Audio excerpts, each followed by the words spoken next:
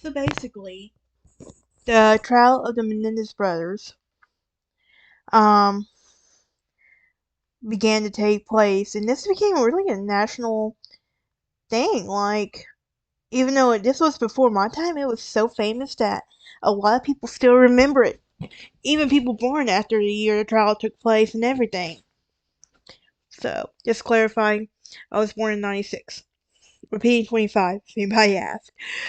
But anyway, so, um, Eric's defense Eric's attorney, Leslie Abraham, vaulted to fame from this defense.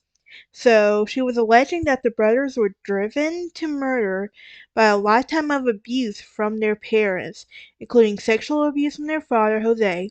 Despite the defense's theory, the past criminal records of the brothers stood in contrast with the escape from potential abuse theory. The trial would end in the deadlocked juries. Although the brothers were tried together, each had a separate jury. So, the LADA, Gil Garcetti, immediately announced that the brothers were retried, and the second trial was somewhat less publicized, in part because Judge Stanley Weisberg refused to allow cameras in the courtroom. It was already in the court of public opinion anyway, so yeah. Both brothers were convicted on 2 counts of first degree and conspiracy to commit murder in the penalty phase of the trial, and the jury did not support for the brothers, but instead returned to recommendations of life in prison. So they got lucky without the death sentence. But the jury later said that the abuse defense was never a factor in deliberations, and they rejected the death penalty it because in their deliberations the jury rejected the death penalty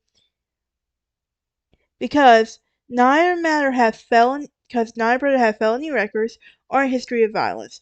Unlike the previous trials, by the jury unanimously rejected the defense's theory that the brothers killed their parents out of fear and believed that the murders were committed with the intent of gaining control of their parents' considerable wealth. What do y'all think on that? Well, on July 2nd, Weisberg was sentenced Lyle and Erik to life in prison without the possibility of parole. Judge Weisberg also sentenced the brothers to consecutive sentences for the murders and the charges in conspiracy to commit murder. September 10, 1996, the California Department of Corrections separated the brothers, sending them in to both different prisons. Both were classified as maximum security inmates and were segregated from other prisoners.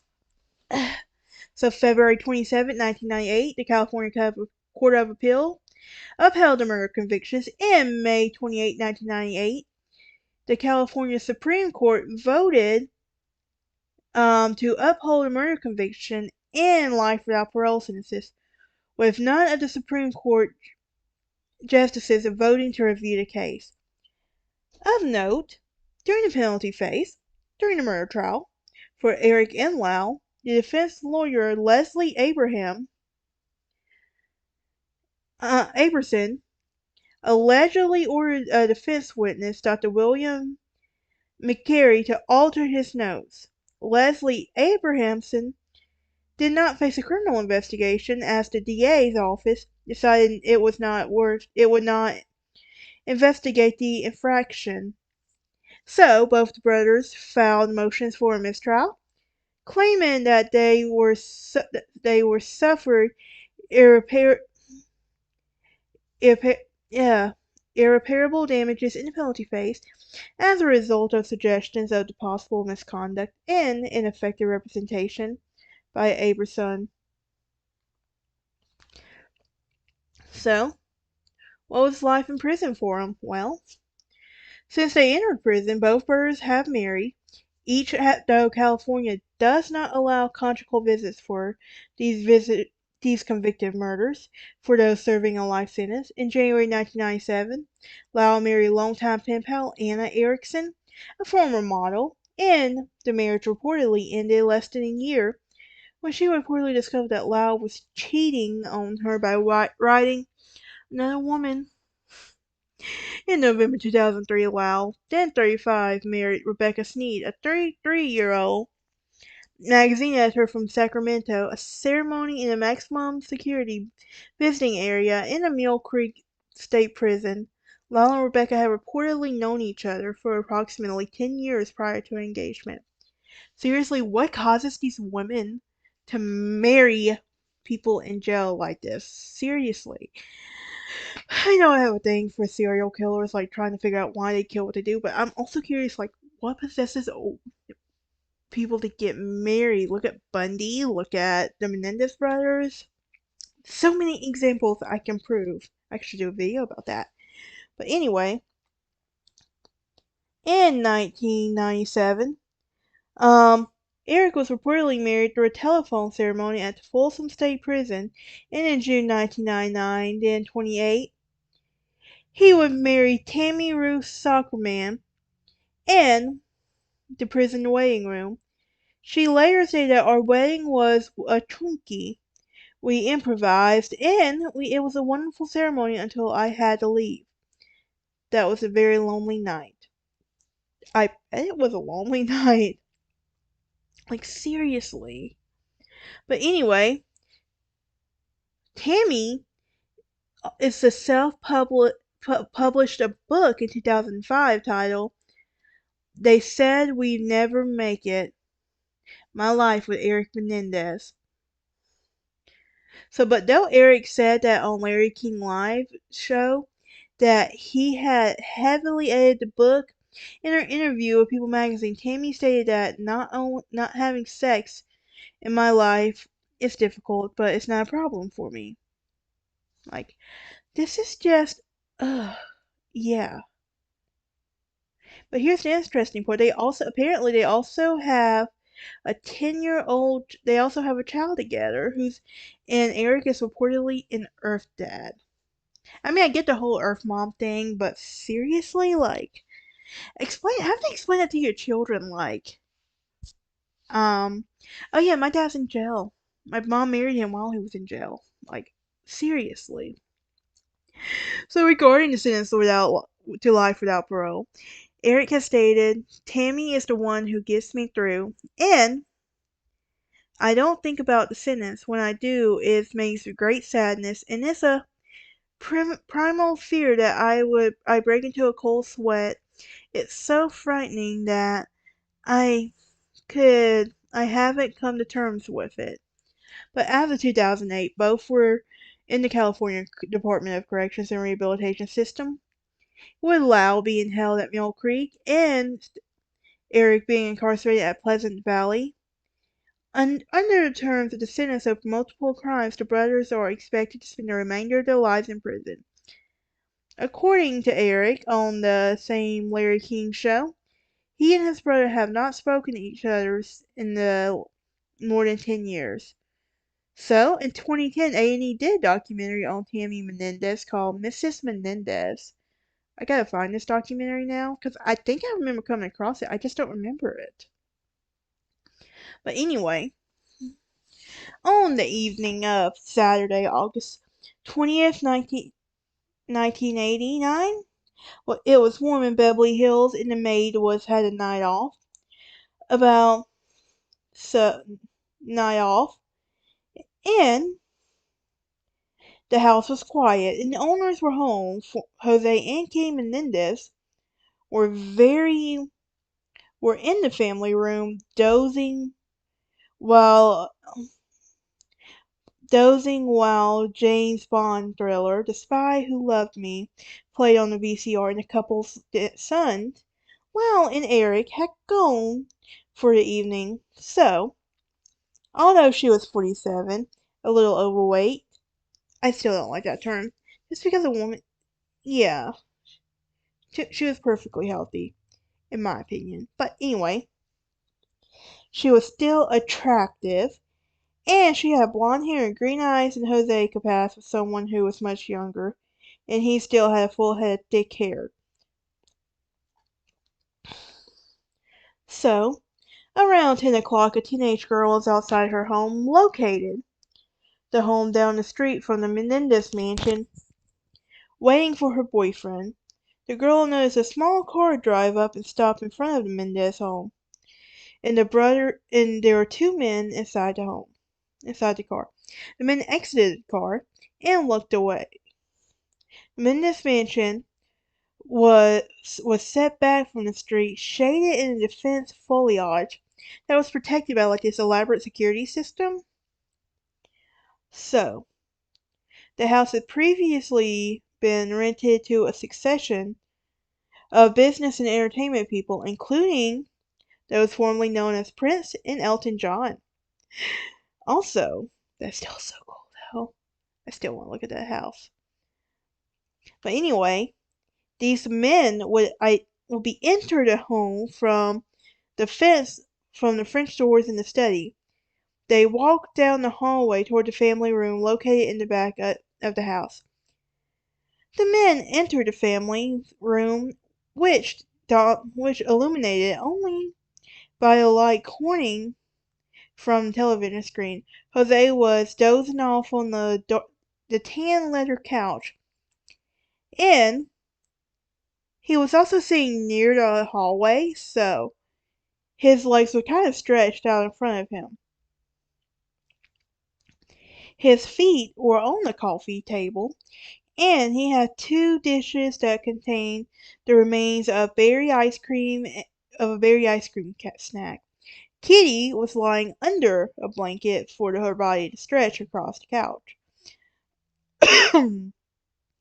and her head in Jose's lap. So, one of these men pointed a 12 gauge at the couple and squeezed the trigger. Two shots were fired, and one shattered the glass, splintering the wood of the French doors. Behind the couch where Jose was sitting, one pallet stuck in Jose's left elbow. Another struck from him in the right arm. The shots basically paralyzed him, basically, and one of the shots blew in the back of Jose's head. I'm not going to go into too much detail just because I know some people have a sensitive stomach to this. But basically, after the first shots were fired, Kitty became alert, and she woke up to find herself splattered by Jose's blood and body tissue. Kitty stood there and began to turn away from her attackers, taking a step before this shot in her right leg calf and in her right arm, where she fell, lost her balance, broke her leg, and slipped in her own blood. She stood there long enough for her blood to flow vertically down her leg, and she tried desperately to walk away, but another shot was fired. Kitty was hit from a range, and there was a close-knit range, and she continued to breathe and crawl from where she fell, but could not. So, with the killers out of ammunition, they paused, unsure what to do next. They probably wondered if Kitty would be able to identify them and tell the police who they were and what would happen. They decided that they could not take a chance of this happening and ran to get more ammunition. They reloaded their shotguns with a birdshot instead of a ball-bearing sized pellet.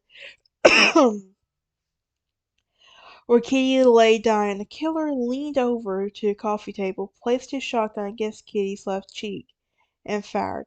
Kitty's blood was shot 10 times, and he had been struck 4 times. Jose's skull was shattered. The killer was not flourished, but Jose and Kitty near left knee. In the final act of the killer's performance, they gathered the casings from the spreading pools of blood, and they covered the couch, floor, and the rug, and under the coffee table. This was the scenario of what police would later examine together as a piece of the murder for Kitty and Jose. Years later, the killers would provide an entirely different account of the murders. So there was a 911 call that was also that was placed that night. It was about 11:47 on August 20th, 1989, and the call will basically go with the emergency. And you can tell, and Lyle, who was still crying after what he did. Now, was this so? Many argue, was this tears actually real, or was it acted on? What do y'all think on those?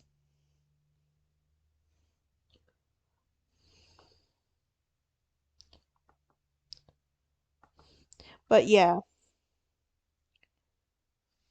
but the call was only this call lasted 2.5 minutes, two and a half minutes, and a minute or so later, Michael Bulkus, a Beverly Hills police officer, and his partner Josh Sazanaki arrived at the house.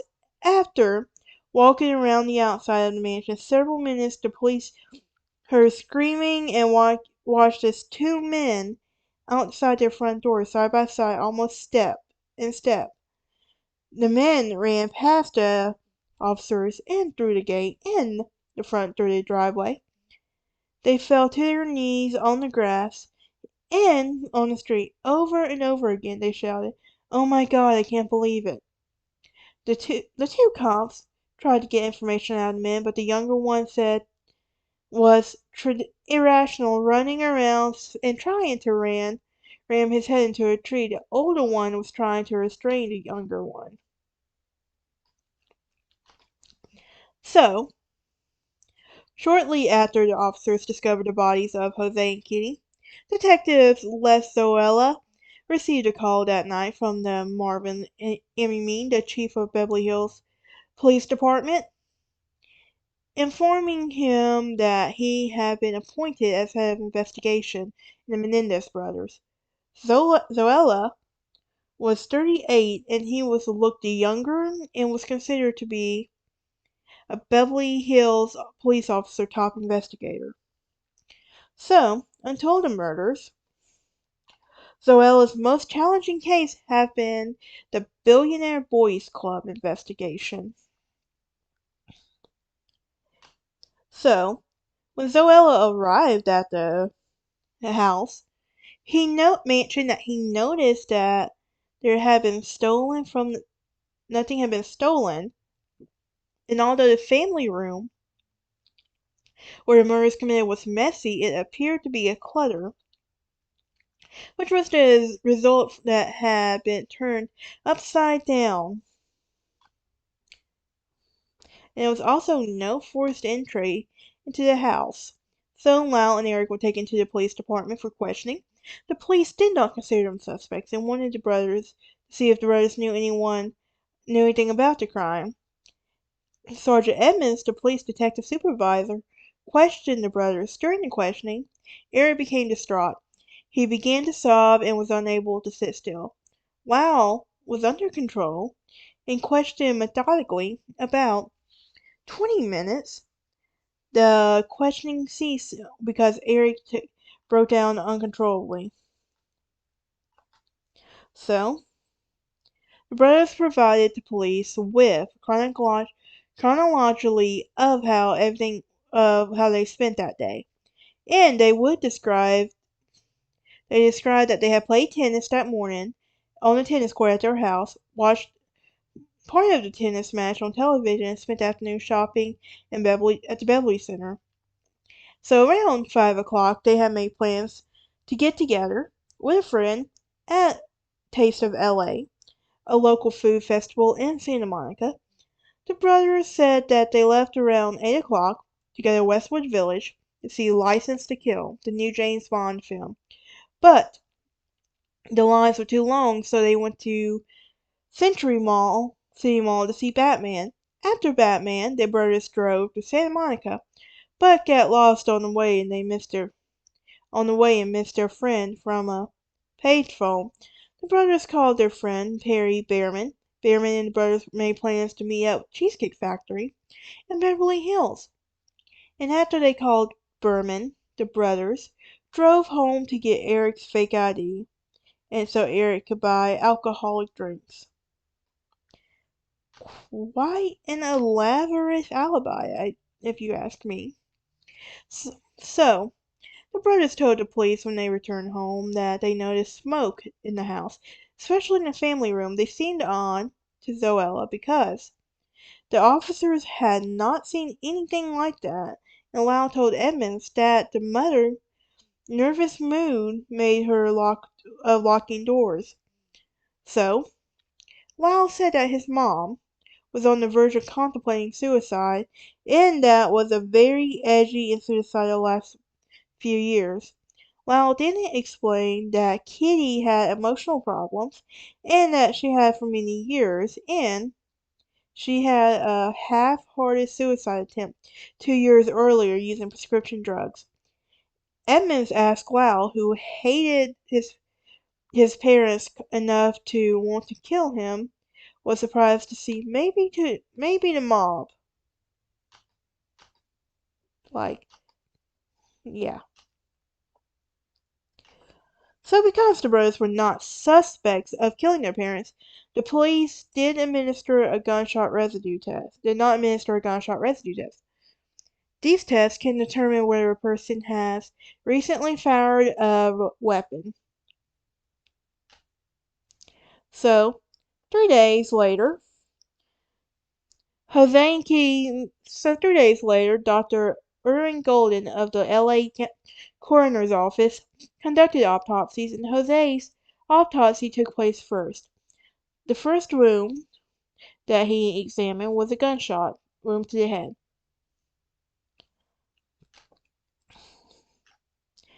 She did. Then the next one will be Kitty's autopsy. So, like, how are you still not able to tell? Like, this was personal, in my opinion. But anyway, Golden had also discovered that Kitty's right thumb was almost severed, and investigators theorized that she had extended her hand to help to block the shotgun 4-inch. The only problem was that this theory that the wound to Kitty's hand was on the palm of her side. Yeah. It was obvious, you could tell this was an attempt to make it look like it was a mob hit. So, yeah. So, after the murders of their parents took place, Lyle and Erik staged a very expensive memorial service for Jose and Kitty on August 25th, 1989. So, Lyle and Erik arrived 1 hour late and looked uncomfortable, and their faces were red and swollen. While Lyle, he appeared to be calm and cool, and this event marked the event of him into the business world. Of the monument, the world had known Lyle through Jose's braggings and accomplishments on tennis and admission to Princeton. Lyle wanted to prove that he was ready to take his place at the head of the Menendez family.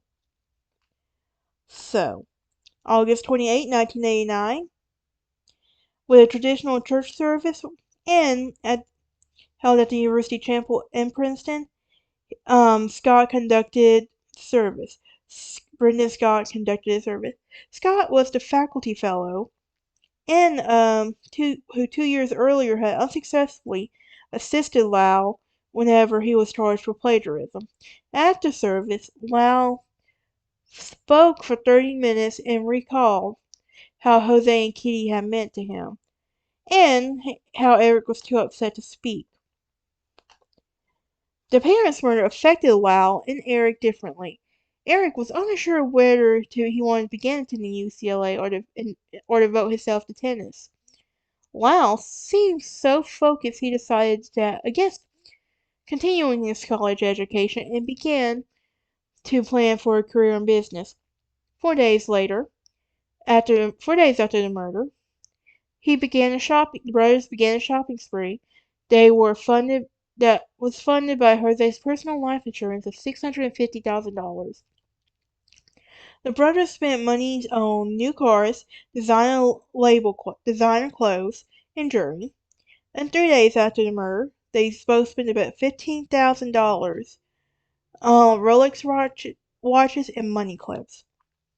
The bulk of the estate assets were a house on a 14-acre in Calabasas that Jose and Kitty had purchased, but neither lived um in their Beverly Hills but neither lived in the Beverly Hills mansion. When the loans on both properties were deducted, the value of Jose's real estate was $5.7 million, and at this time of his death, Jose owed 330,000 shares of Live Entertainment that he had been trading for about $20 per share. Added to all of this were Jose and Kitty's personal property and automobile, the estate left him about $2 million after loans and taxes were subtracted. So, $2 million is not a small inheritance, but it is far short from Lyle and Erik's expectations. A friend of Erik said that the brothers had expected to inherit $90 million. Interesting.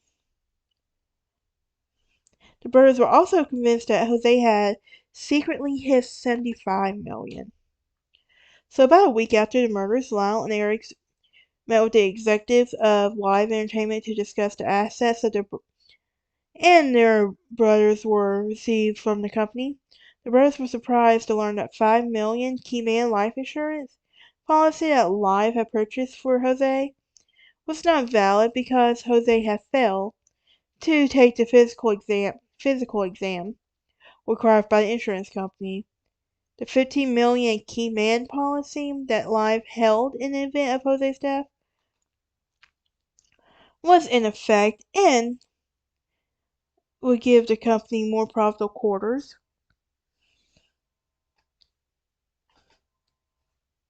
Hang on one. But yeah, so on March 7th, Lyle and two of his friends flew from Newark, New Jersey to Los Angeles and were trying to find the $40,000 Erik had paid off to a concert promoter. And during the flight, he called Mr. Buffalo and what was told to be Detective Zoella. The detective had dropped off. So,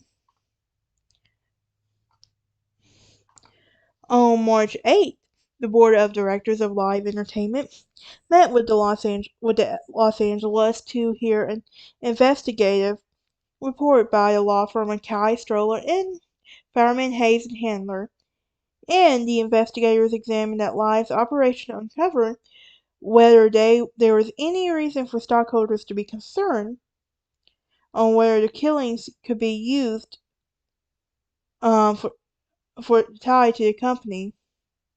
So, about 1 o'clock on March 8th, Lyle and his friends decided to go out for lunch. Lyle's friends jumped into Erik's Jeep and Lyle got behind the wheel. And the destination was the Cheesecake Factory. I just love the Cheesecake Factory. You know, I have never really ate there before. I want to. I hear it's good though.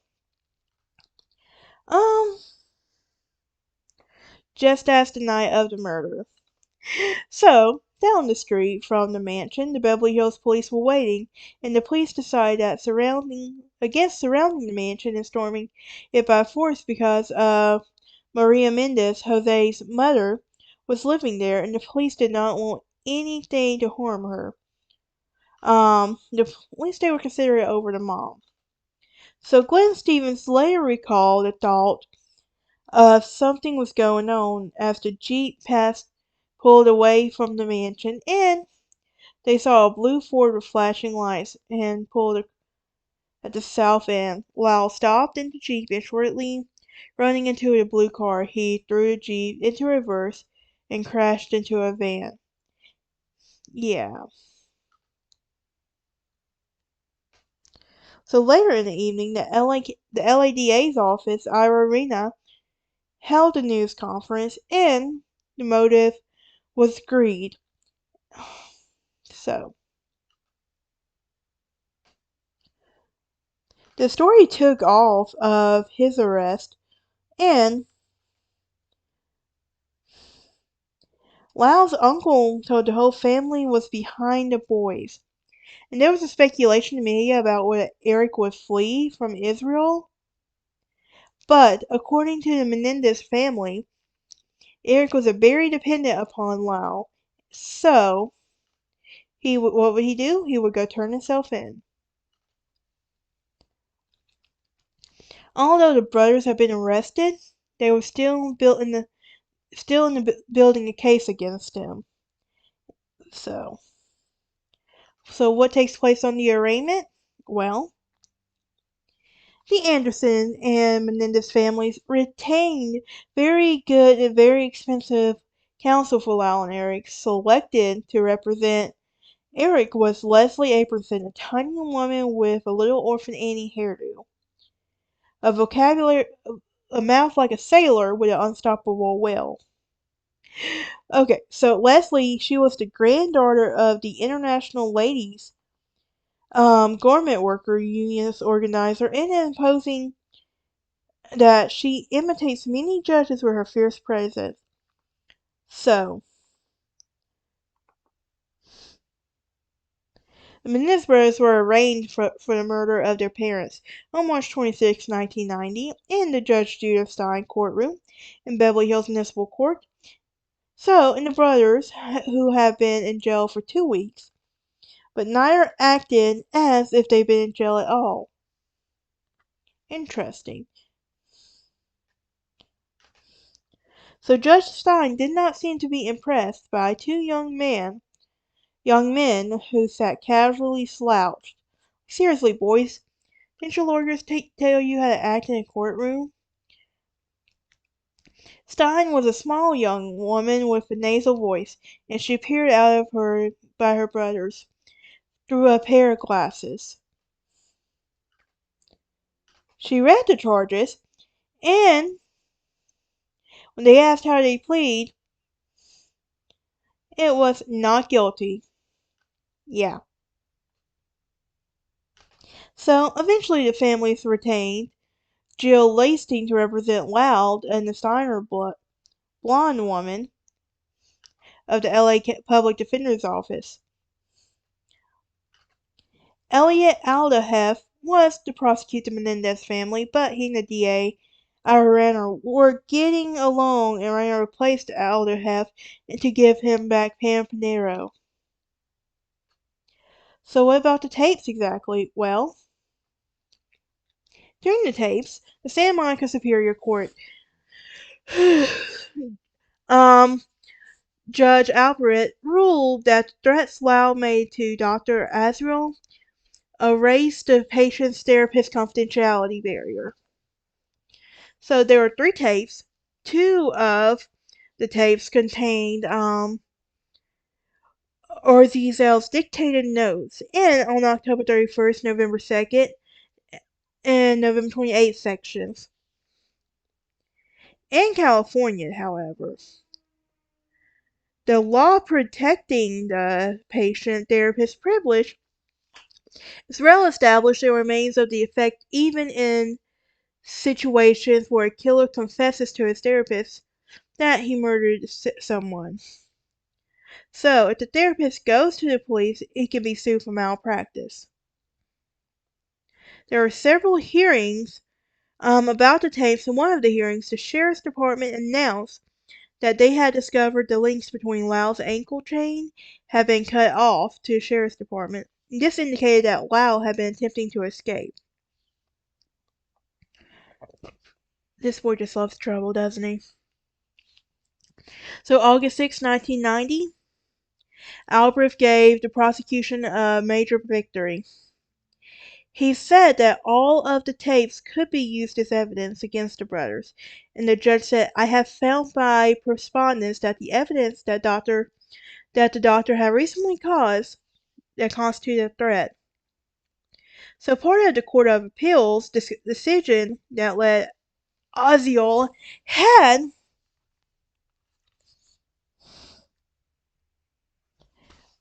had not, I done lost my place, y'all. Okay, had not acted as psychiatrist during the last two taping sections. So, on June 4th, 1992, the California Supreme Court heard arguments on the issues of the tapes, and both attorneys argued that the brothers only had portions of the tapes as well. So what would happen in the first trial? Well, as I said earlier, they had tried to do the abuse defense, um, and everything. They even had like sections of the house, like in the brothers, like they spent 3 years in LA County's men's jail waiting for this trial to begin, and the brothers were segregated from prisoners and housed in separate jails with 7,000 sections. This section housed high-profile inmates such as Richard Ramirez and O.J. Simpson. So, fun fact, on season 3 of True Crime Lounge, I will be talking about the Night Stalker. I can't remember which episode yet, but it will be one I will be talking about. Anyway, a priest would visit Erik during his time and reveal much of the supposed traumas that he has suffered from. So, Lyle, during the early part of his confinement, spent a great deal of time on the telephone. He spoke to the manager, Mr. Buffalo, often, and other prisoners to complain about the number of length of his telephone calls. Shortly after, a sheriff's deputy felt Lyle ankle change cut through. Yeah. If this boy had it his way, he was never going to take full responsibility of his actions. That's the sad part right there. So, in the begin, so he was sent to confinement for this, rightfully so.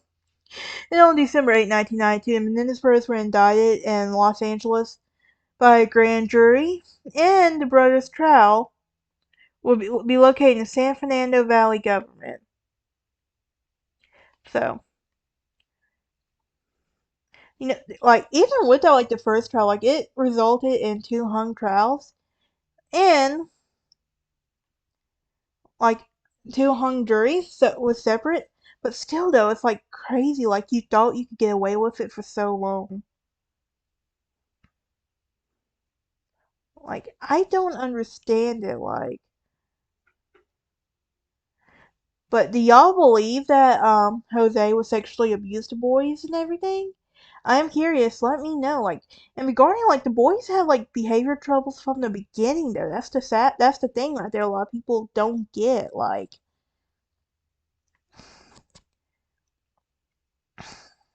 So Jose actually might have as someone who advocates for survivors for sexual abuse, I want them to have all the help they can. But anyway, this would result in a second trial happening. And then you even have Kitty who confessed to her psychiatrist that her sons might be sociopaths.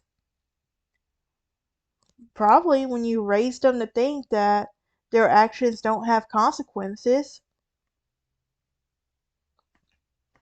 But a second trial would go on to occur on February 28th, and in this one the brothers would be sentenced to life without parole, but they were spared the death penalty because of their non-felony backgrounds.